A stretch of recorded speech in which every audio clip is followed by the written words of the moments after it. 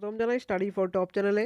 আজকের এই ভিডিওটা তোমরা যারা পোস্ট অফিসে জিডিএস এর জন্য অ্যাপ্লাই করেছো তোমাদের জন্য আজকের এই ভিডিওটার মধ্যে একটা টেন্টেটিভ যে কাট অফ কত যেতে পারে সেটা নিয়ে আজকে ডিসকাশন করব। তো ভিডিওটা শুরু করার আগে বলে রাখি, কারো যদি upcoming JRBT 2 group C group D high court group D Tripura legislative assembly group D jail পুলিশের নোটসের প্রয়োজন হয়, আমাদের কাছে সবগুলো এক্সামের ফুল সিলেবাস মেন্টেন নোটস রয়েছে। সবার থেকে লোয়েস্ট প্রাইসে আমরা নোটসগুলো প্রোভাইড করে থাকি। তো যদি নোটসের প্রয়োজন হয় আমাদের হোয়াটসঅ্যাপ নাম্বার থেকে যোগাযোগ করে নোটসগুলো নিতে পারো। হোয়াটসঅ্যাপ নাম্বার ভিডিও ডেসক্রিপশনে পেয়ে যাবে।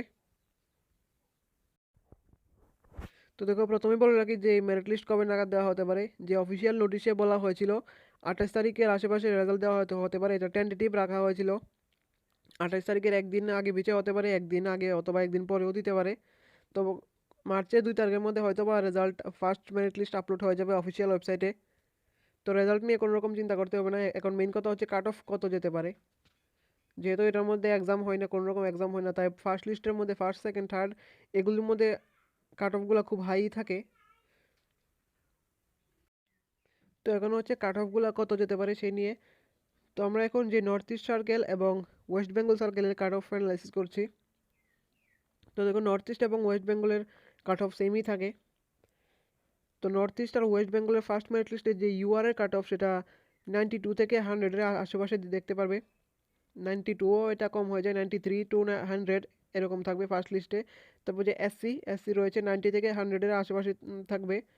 আর যে এসটি রয়েছে, এসটিদের কাট অফ 90 টু 95 থাকবে, ডেফিনেটলি এরকমই থাকবে। এসটিদের কাট অফ কমই যায়, 90 টু 95 থাকবে। আর যে পিডাব্লিউডি রয়েছে, পিডাব্লিউডি 80 টু 92, 80 থেকে 92 থাকলে ডেফিনেটলি সিলেকশন পেয়ে যাবে। যদি তোমরা যে পিডাব্লিউডির জন্য যে রিজার্ভড সিট থাকে ওইগুলির মধ্যে যদি অ্যাপ্লাই করে থাকো তো ডেফিনেটলি পেয়ে যাবে। আর যে নর্মাল সিট রয়েছে এগুলির মধ্যে অ্যাপ্লাই করলে পাবে না। যে পিডাব্লিউডি জন্য যে আলাদা করে যে রিজার্ভেশন থাকে, রিজার্ভেশন সিটগুলো থাকে ওগুলির মধ্যে অ্যাপ্লাই করলে ডেফিনেটলি পেয়ে যাবে। আর এখন হচ্ছে মেঘালয় সার্কেল। মেঘালয় সার্কেলের ইন্ডিয়া পোস্ট যে জিডিএস রিক্রুটমেন্ট হয় সব থেকে লোয়েস্ট কাট অফ যায় মেঘালয় সার্কেলের মধ্যে প্রতি বছরই। মেঘালয় এবং মিজোরামের মধ্যে গত 1 বছর ধরে হাই কাট অফ হচ্ছে, কিন্তু মেঘালয়ের মধ্যে সবসময় একই রকম কাট অফ দেখা যায়। ইউআরের যদি মেঘালয়ের সার্কেলের মধ্যে কেউ অ্যাপ্লাই করে থাকে ইউআর হলে 76 থেকে 96-এর মধ্যে ডেফিনেটলি পেয়ে যাবে। এসটিদের আরও কম হবে, 72-92-র মধ্যে পেয়ে যাবে, 70 থেকে 92-র মধ্যে পেয়ে যাবে। আর যারা এসটি তারা 70 থেকে 90%-এর মধ্যে হলেও পেয়ে যাবে। আর যারা তোমরা পিডাব্লিউডি ক্যান্ডিডেট রয়েছো, মেঘালয় সার্কেলের মধ্যে অ্যাপ্লাই করেছো, তোমাদের 65 টু 90 এরকম থাকলে ডেফিনেটলি পেয়ে যাবে।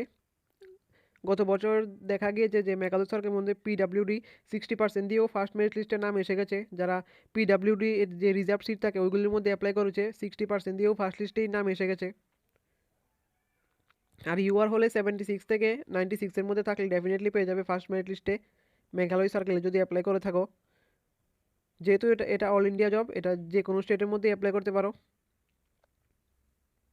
তো এরকমই আশেপাশে থাকবে কাট অফ, ফার্স্ট লিস্টে কাট অফ এরকমই থাকবে।